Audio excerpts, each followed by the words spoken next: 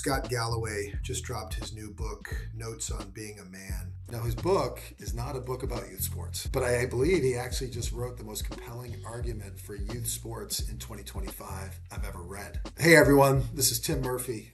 I'm a co-founder of Youth Inc. and more importantly for this story, the dad of a 15-year-old son right in the middle of school, social life, sports, all of it. Galloway is hitting us with hard truths about the challenges our young men face: loneliness, anxiety, a lack of purpose. And as I was reading his idea for solutions, I was like, wow, participating in youth sports addresses almost all of these problems and provides a great solution. And it's definitely going to make a difference in how we position youth sports as a solution to many of society's problems. So the four essential lessons that Scott laid out that I want to share with you right now are the following. The first, action absorbs anxiety. What that just means simply is if our kids are isolated and stuck online, being manipulated by these unhealthy algorithms, what better way to get them out, alive, in the world, acting, and reducing that anxiety than playing sports? You have to leave the house, you have to move, you have to focus on the immediate task. Unfortunately, I think what hurts a lot of young people from an anxiety level is that 210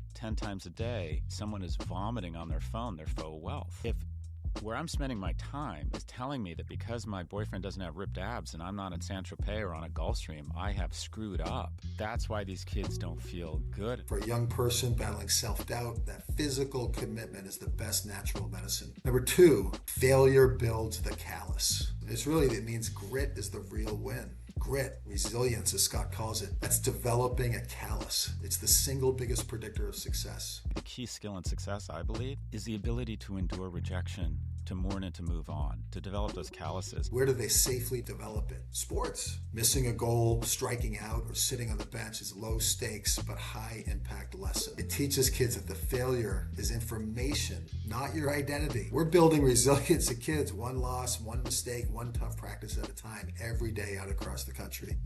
And more kids having access to those experiences to build resilience and build that callus would be amazing. Three, the power of code and accountability. Learning how to do your job. Men my age have to step up.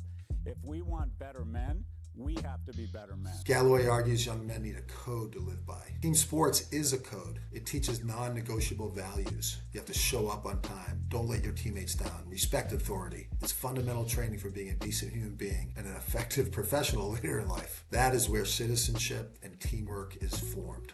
Number four, master fitness and nutrition. Professor Galloway advises mastering fitness and nutrition early. Especially for a young man who's used to, historically, being outside, sweating, hunting. I need you to get strong. You're going to look back on your denser bone structure, your double twitch muscle, and your testosterone, and you're going to think, why wasn't I a monster when I was 25? Sports forces these issues. When performance is directly tied to how you fuel and treat your body, you learn quickly, you get feedback. It installs the essential habit of prioritizing physical well-being, the engine for confidence, focus, and success in everything else. It's the fuel for everything they will achieve, and being a part of a team is the ultimate way to develop a mastery of fitness and nutrition.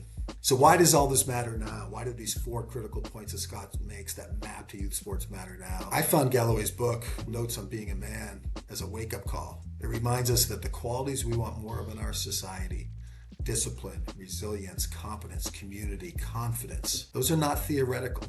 They're already being built every day on fields and courts across the country. And as I thought about it, I was like, wow, youth sports is the most effective, scalable mental health and character building program we have in our society. So let's get more people involved. That's why Youth Inc. exists. It's not about athletic skill. It's about using sports as the most effective platform to build resilient, contributing, and mentally healthy young men and women for our society. So I just want to repeat, because they're so important, Scott's four key points that I think really do map well to the effectiveness of youth sports. Number one, action absorbs anxiety. Ditch the screens. Number two, failure builds the callus. Grit is the real win of youth sports. Number three, the power of code and accountability.